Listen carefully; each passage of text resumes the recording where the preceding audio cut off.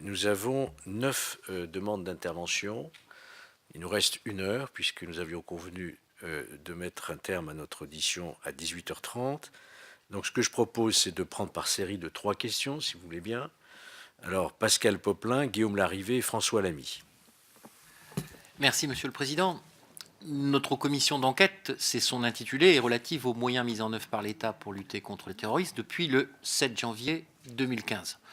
J'avais exprimé, dès l'examen de la résolution demandant sa constitution, c'était le 20 janvier dernier en commission des lois, mes réserves sur ce bornage dans le temps.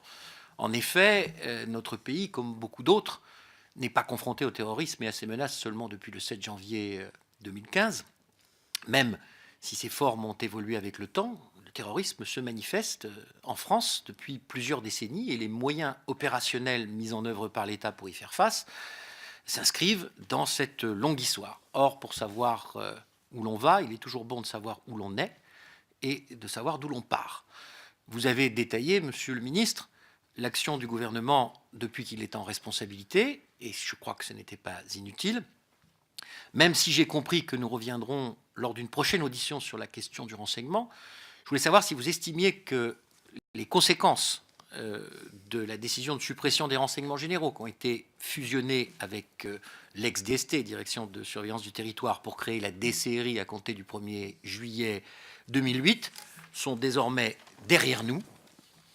Estimez-vous que les mesures prises, que vous avez évoquées tout à l'heure depuis 2012, ont permis de restituer au ministère de l'Intérieur sa capacité en matière de renseignement de proximité?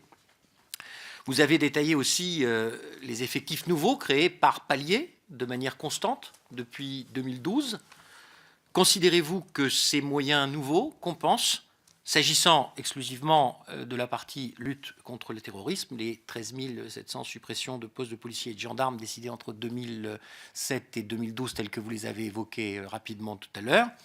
Enfin, au-delà des moyens humains, vous avez cité la baisse de 17% des crédits hors T2 durant le quinquennat précédent. Il s'agit des moyens techniques mis à disposition de nos services. Comment les choses ont-elles évolué depuis?